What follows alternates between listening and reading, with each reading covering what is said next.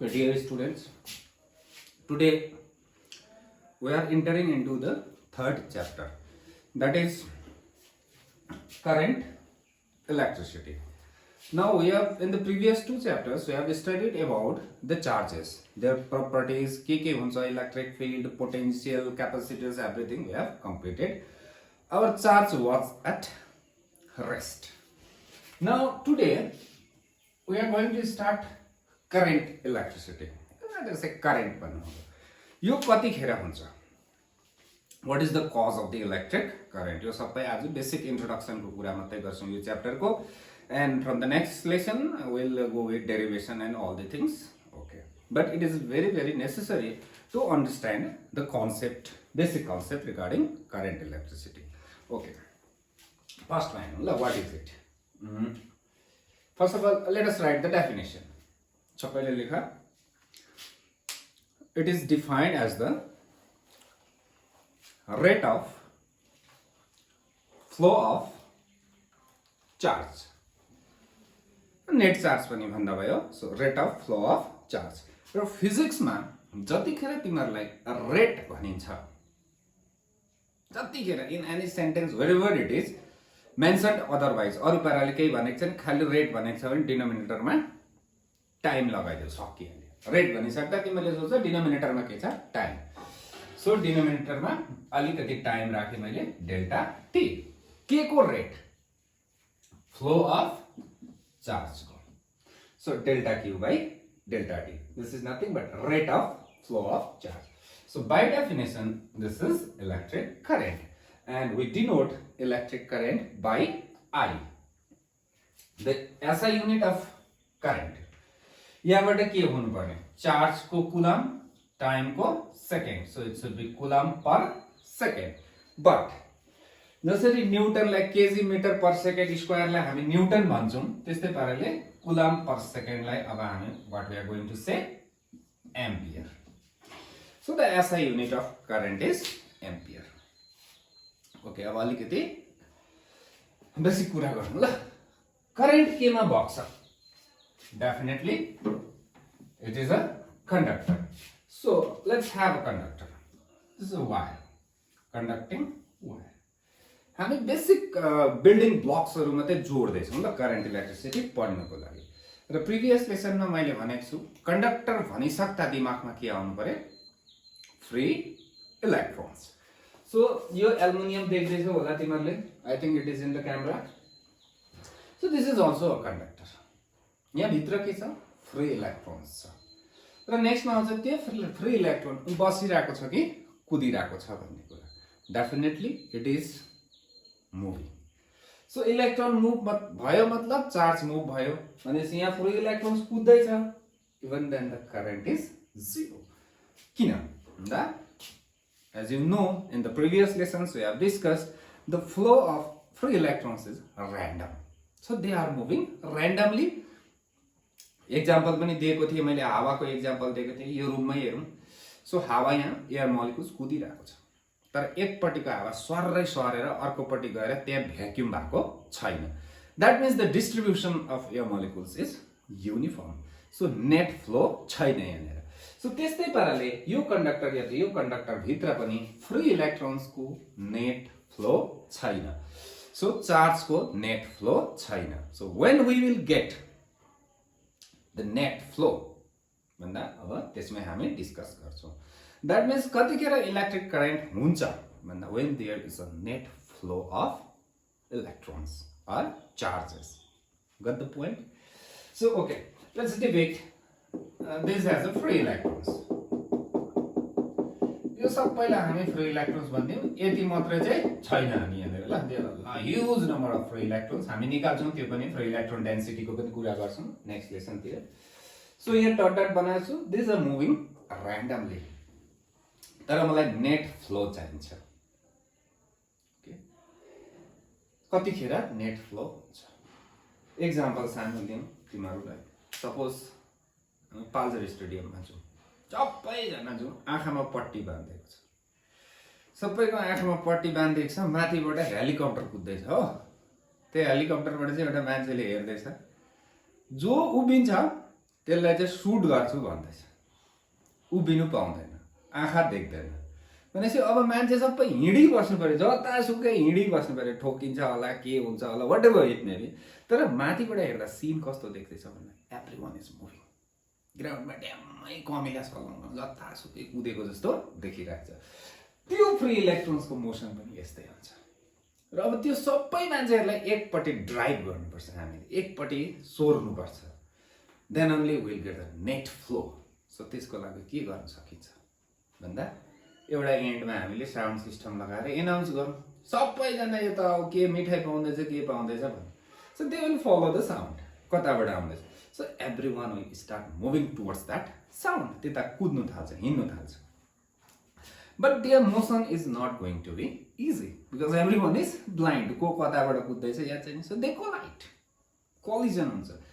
र अब त्यस्तै त्यस्तै कुराहरू यहाँनिर पनि आउँछ। सो त्यो बोलाउँदै थियो नि जुन चाहिँ हामीले यतापट्टि आउनु, यो साइडमा आउनु भनेर, यहाँ चाहिँ कसले बोलाउने, अब फ्री इलेक्ट्रोन्सलाई कसले बोलाउने। Let's see, let's apply the electric field throughout the length of this conductor. So हामीले इलेक्ट्रिक फिल्ड लगाइदिने यहाँनिर, त्यहाँमा इलेक्ट्रिक फिल्ड लगाइदियो। Now free electrons or electron is a charged particle placed in the electric field is going to experience force. Chapter 1. So all the free electrons will experience the force. If this is the direction of electric field, then negative charge ले force कता experience गर्छ भन्दा electric field को direction जता छ त्यसको just opposite. So all the free electrons will experience the force in this direction. सबैले अब उनीहरू एकपट्टि सोर्रिन थाल्छ। राम्रो कुरा बुझ्नुपर्छ ल, यो टिपिकल नेपाली वर्डहरु बुझ्दैछु, बोल्दैछ, I think you will follow. एकपट्टि सोरिएर जान्छ, हुरुरुरु एकपट्टि जान खोज्छ।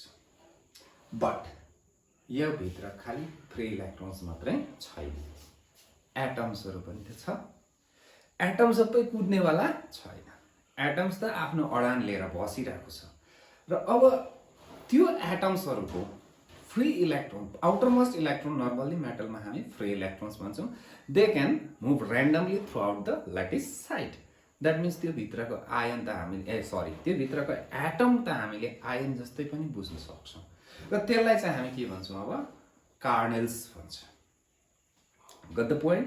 What is a kernel भन्दा basically it is a atom which has a free electron which can move around, घुमन्ते हुन्छ। त्यो चाहिँ हाम्रो घरमा नै एउटा घुमन्ते मान्छे हुन्छ नि, घर त फिक्स हो नि, घर कुद्दैन नि त, त्यो मान्छे मात्रै कता कता घुम्छ, त्यस्तै हो। Now all the free electrons when they starts moving towards one side, they are going to collide with the atoms or kernels. That means their flow is not easy. सजिलै जानु सक्दैन, भनेपछि त्यहाँ कोलिजन हुँदैछ। सो सपोर्ट पके oppose भयो फ्लोको लागि। That is basically a opposition to the flow of free electron. Now that opposition due to the collision is basically the resistance, जुन चाहिँ हामीले सुनिरहेको छौं। So what is the cause of resistance? Resistance भनेको opposition हो नि त। So resistance is nothing but the opposition to the flow of charge inside the conductor or electrolyte. What is the cause?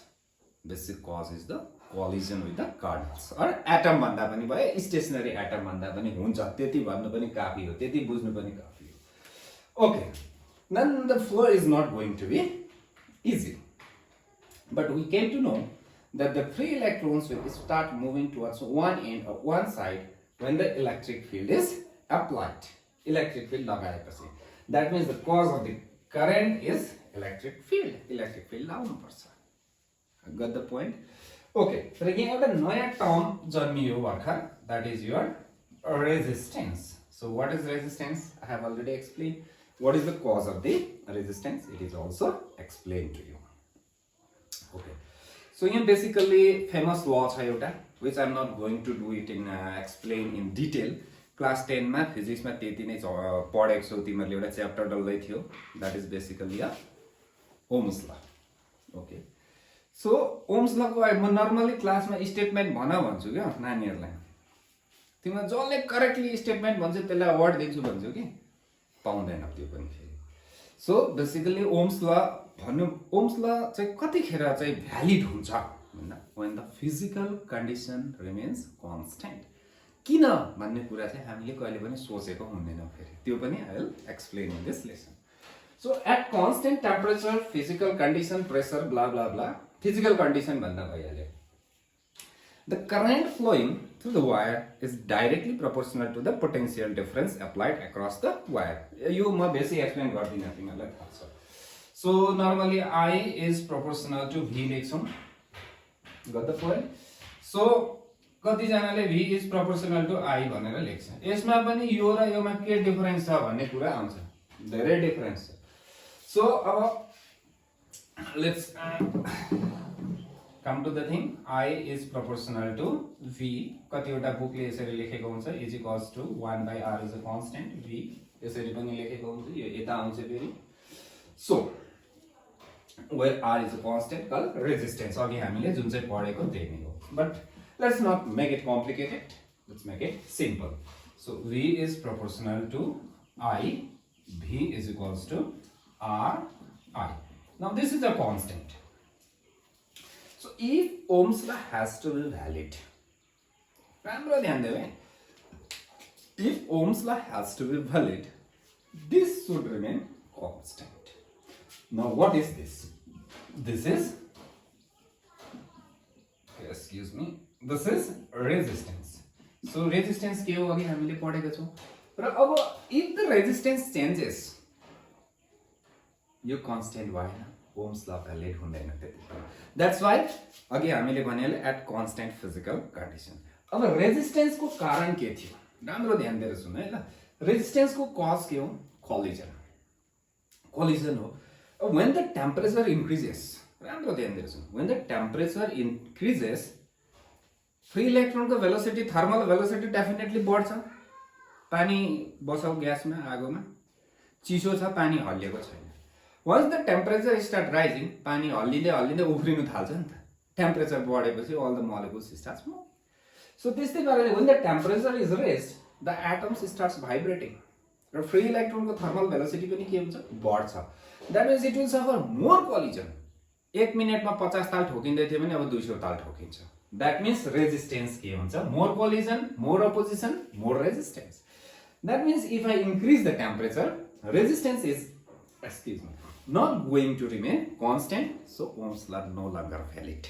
So for the Ohm's law to be valid, temperature must be constant. That's it only. Now V is equals to Ri, where I is current, V is the potential difference applied across the wire. So अलिकति यसलाई resistance लाई अलिकति discuss गरौँ ल यहाँ. Today I am not going to do any derivation. Basic concept class time level only. Okay, resistance. Cause के रहेछ? Collision or collision जे भन्दा पनि भयो लेख्नु त हो. एक्जाममा भन्नु जानु पर्दैन. So resistance collision ले गर्दा हुन्छ ठिकै छ.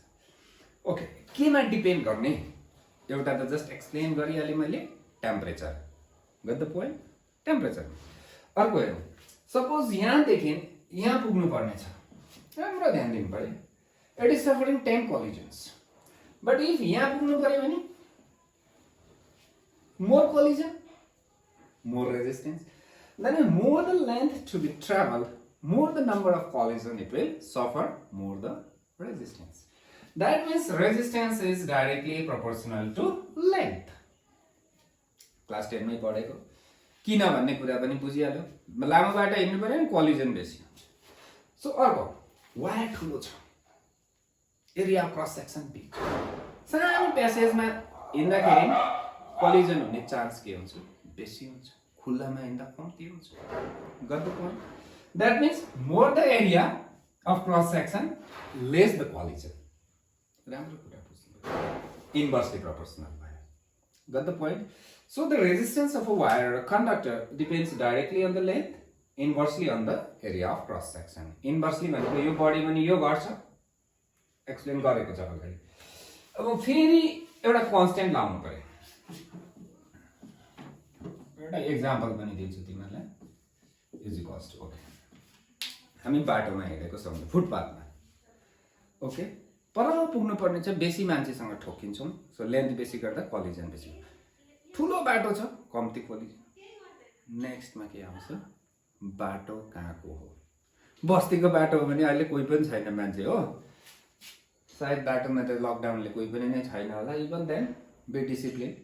र अब कहाँको बाटोमा चाहिँ द्याट विल डिसाइड।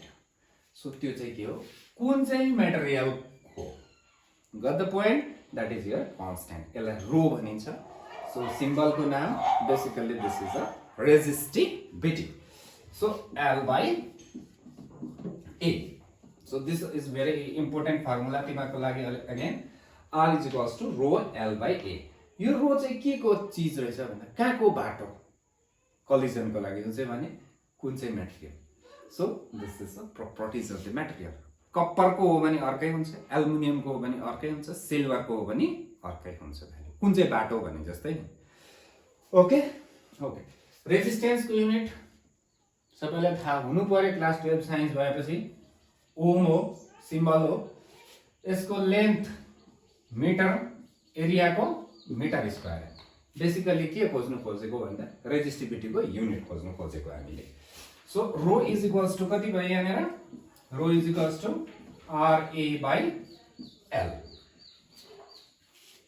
कसैले सोध्यो होला तिमीले, सोच define resistivity. What is resistivity भन्यो भने यस्तो हुन्छ हो, कहिले त्यस्तो हुनु पर्दैन। तिमीहरूले जानेनौ, दिमागमा आउँदै आएन भने के गर, त्यो चिज जुन चाहिँ सोध्दैछ नि त्यसको कुनै पनि एउटा फर्मुला लेख, त्यो भएको फर्मुला त्यहाँबाट त्यही कस्ट बनाऊ, त्यहीबाट डिफाइन गर्न सकिन्छ हामीले कुनै पनि फिजिकल क्वान्टिटी फिजिक्समा। Okay, let me try, let us try. Let us have a wire, एउटा वायर राख्ने, यहाँबाट डिफाइन गर्ने ल। R is equals to rho L by A। Length कति राख्ने, 1 मिटर राख्दिउँ। एरिया अफ क्रस सेक्सन कति राख्दिउँ, 1 मिटर स्क्वायर। राम्रो हेर्दै त। Then what is R? R is equals to rho L1, यो पनि 1 छ। So what is resistivity, resistance कसको, त्यो वायरको जसको लेन्थ 1 मिटर छ, एरिया अफ क्रस सेक्सन कति छ, 1 metre square. Then what is the volume, area into height. So volume is कति भयो, 1 मिटर क्यूब। सो युनिट भयो नि volume. So what is resistivity भन्यो भने resistance of a unit volume. Volume unit भयो नि त यहाँनिर हैन, यो 1 1 लाउँदाखेरि यो र यो बराबर। So resistivity may be defined as the resistance of a unit volume of the material. Okay, रेजिस्टिभिटीको युनिट हामी खोज्दै थियौं। So rho is equals to R by L थियो। सो रेजिस्टेन्सको ओम, एरियाको मिटर स्क्वायर, मिटर। सो एउटा केटा भयो, so ohm metre is the unit of के भयो, रेजिस्टिभिटी। सो अब यहाँनिर एक दुईवटा सानो क्वेसनहरु आउन सक्छ जुन चाहिँ इन्ट्रेन्समा पनि कोही कोही बेला देखेको छु मैले, इन्ट्रेन्सतिर पनि। Simple question. So suppose R is equals to rho L by A। अब यो वायर छ एउटा हो, this is a wire of length L, area of cross section A। ठिकै छ। अब a wire of length L and area of cross section A has a resistance R. Has a resistance के भन्दैछ, R. The wire is doubled on it. Doubled on it भनेको कस्तो हो भने नि, तिमीले आटा मुसेर यस्तो लामो बनाउनु, ठक्कै यताबाट बीचबाट। सो अब लेन्थ कति हुन्छ, L/2। So it will be L को प्लेसमा कति लेख्नु पर्यो, L/2। A कति हुन्छ, अब दुईटा आउँछ, सो 2A हुन्छ। So R will be how much, rho length is L/2, area is 2A। So यो कति भयो, 4A भयो। सो अब रो L by R dash ल, नयाँ रेजिस्टेन्स। सो R/4 भयो। So this type of questions are very easy. You have practiced in class 10 also, if you remember. So तिमीहरुलाई मैले resistance पनि के गरे, अब इन्ट्रोड्युस गरे। हामी इन्ट्रोड्युस्ड गर्यौं रेजिस्टेन्सलाई पनि, कज पनि र केमा डिपेन्ड गर्छ त्यो पनि। सो यहाँनिर एउटा चीज मैले स्किप गरेको छु। रेजिस्टेन्स केमा डिपेन्ड गर्छ भने length, area of cross section and material. र मटेरियलमा के इन्ट्रोड्युस गर्यो, रेजिस्टिभिटी। तर रेजिस्टिभिटी केमा डिपेन्ड गर्छ त्यो कुरा हामी गरेको छैनौं। So this we will do basically. यो क्वेशन पनि आउँछ यसको फ्लेभर तिमीहरूलाई दिएको छु केमा डिपेन्ड गर्छ एउटा त मटेरियलमा आफ्नो आफ्नो हुन्छ अर्को टेम्परेचरमा so will do it in detail एउटा लेसन डल्लै डिस्कस गर्छु लेटर अन यसमा ओके अब फेरि हेरौँ ल बेसिकली सानो कुरा ओम्स ल हामीले normally V is equals to I R लेख्छौँ व्हाट इज पोटेन्शियल पढेको एक च्याप्टर डल्लै scalar quantity resistance scalar quantity current हेरौँ न नानीले लेख्यो डाइरेक्सन हुन्छ करेन्टको एरो दिन्छु भ्यालु पनि हुन्छ नि त 2 ampere 4 ampere 1.5 ampere that means current has a direction as well as a magnitude is it a vector क्लासमा सोध्नुपर्छ कि 70% ले हात उठाउँछ यस सर भनेर पहिला दिमागमा सोध्नु पर्यो अलिकति क्वेसन हो कि होइन हेरौँ ल अब भेक्टर हो कि होइन एउटा सानो ट्रायंगल बनाइदिउँ मैले अर्को कुरा बुझ्नु पर्यो यहाँबाट 2 एम्पियर गयो यहाँबाट पनि कति नै जानु पर्यो 2 एम्पियर अरूतिर जाने बाटो छैन अब यहाँबाट यता आउनु पर्यो नि 2 एम्पियर हो तर भेक्टर हो भने यो र यो जोड्दा यो हुनुपर्छ नि त राम्रो ध्यान दिएको यहाँ अरूतिर जाने बाटो छैन यहाँबाट पानी गएको यही पानी घुमेर आउने जस्तै त हो नि यहाँ त करेन्ट त तर भेक्टर हो भने दिस प्लस दिस यसको फर्मुला छ a square plus b square plus 2ab cos theta must be equal to this that means this can not be true that means current does not obey the vector law of addition राम्रो कुरा बुझ्नु So for any physical quantity to be a vector, direction, magnitude, and it must obey the triangular law of addition of vectors. Then only vector को stamp लाग्छ नभए चाहिँ लाग्दैन temporary जस्तै हुन्छ हो टेम्पोररी पनि भन्नु मिलेन That means current is a scalar quantity. That means V is equals to Ri. Normally this is a scalar form of Ohm's law पनि भन्छ सबै scalar quantity Now we want vector form.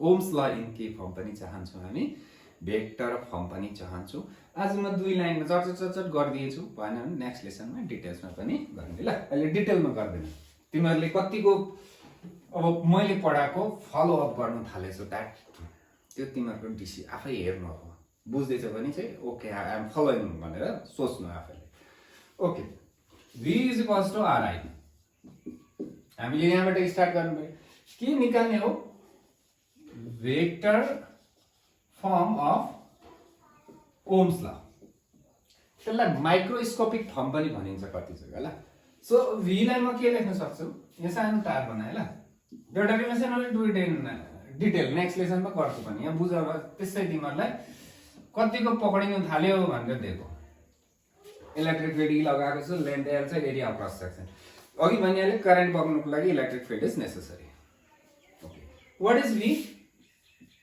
EL क्यापेसिटरमा ED use गर्नु ER so V is EL what is R rho L by A भर्खर पढेको I ठिकै छ यहाँसम्म ओके L L क्याट भयो so what is E is equals to कति भयो रो सरी खातामा लेख्दै जाऊ न हुन्छ अप्ठ्यारो छैन I by A now focus on this what is I current A is area of cross section so यसलाई कसरी पढ्ने current per unit area what is charge per unit area surface charge density and what is current per unit area current density so this is basically physics में J लेखिन्छ ल current density and it is a vector quantity got the point so E is equals to कति भयो खानु मन पर्छ अब तिमीलाई ल 0 भयो E is equals to 0 भयो हो सो अब यो पनि वेक्टर हो इलेक्ट्रिक फिल्ड पनि के हो vector this is very simple now अब यसलाई दुई लाइन घुमाए पनि आइहाल्यो यतिकै पनि it is also okay so J is equals to 1 by rho E what is this अब रो भनेको अगाडिको च्याप्टरमा अर्कै चीज थियो यहाँ अर्कै चीज हुन्छ एउटा नानीले मलाई सोध्यो सर के हुन्छ एउटै सिम्बल कसरी चिन्नु भनेर लेखिदिएको हुन्छ नि त क्वेशनमा जे भनेर रो भनेको के हो भनेर जे लेखिदिएको छ त्यही हो सो भोल्युम चार्ज डेन्सिटी लेखिदिएको छ भने त्यही हो, रेजिस्टिभिटी लेखिदिएको छ रो लेख्यो भने त्यही हो. Okay, now this is reciprocal of resistivity. It is called conductivity. So what is conductivity? Reciprocal of resistivity. Then what is resistivity? When the reciprocal of conductivity is no one, no resistivity को आगे definition बताएको छु. So is equals to symbol के हो अब sigma. अस्ति sigma भनेको surface charge density थियो. Remember, change हुँदै जान्छ, अप्ठ्यारो हुँदै जान्छ. If you jumbled up the lesson, didn't follow it, राम्रोसँगले सुनेन भने फिजिक्सले चाहिँ मान्छे बौलाउँछ. त्यो कुरा याद गर्नुपर्छ तिमीहरूले. यो चाहिँ अब इङ्ग्लिसमा भन्नु भने फर्स्टको पोएम पढेको थिइनँ, सेकेन्डको पोएम त बुझ्छ नि त. फर्स्टको पोएमको क्यारेक्टरले सेकेन्डको पोएमको क्यारेक्टरसँग आफ्नो पर्दैन नि त, अर्कै. क्लास 9 को राजाले 10 को राजा चिन्दैन. But physics is not like this. Remember, एउटै डोरी हो, बीचमा कहीँ च्याट्टै चुट्यो भने सक्यो, फिनिस हुन्छ. So please study, follow up तिमीहरूले गर्दै जाऊ. अन्त ल माथिको पढ्नु पर्यो पहिला भनेर हुँदैन. त्यो पिक्चर लास्टको मात्रै हेर्दा हुँदैन नि, अगाडिदेखि हेर्नुपर्छ. That is the thing. Now कति भयो अब? J is equals to sigma E, because this 1/ρ is conductivity and it is sigma. So this is Ohm's law in vector form. र करेन्ट इलेक्ट्रिसिटीको अलिकति फ्लेभर मात्रै दिएको छु आज मैले. तिमीहरूले यो लेसनमा हेर्दै जाऊ. Maybe many of you will not be watching it today. तिमीहरू पछाडि छौ होला. प्लिज बुस्ट गर आफैलाई. स्कुल मस्ट प्रोभाब्ली खोलिनेवाला छैन छिटै, सो द्याट कि तिमीहरूको नेक्स्टको लागि तिमीहरू पछाडि नहो. हाम्रो नानीहरू जहिले पछाडि हुने आदत छ, तर हामी मुभ गर्नुपर्छ र एट पार अल स्टेट्सको नानीहरूसँग हामी पनि कुदेर देखाउनुपर्छ. That is the motto. Okay, thank you.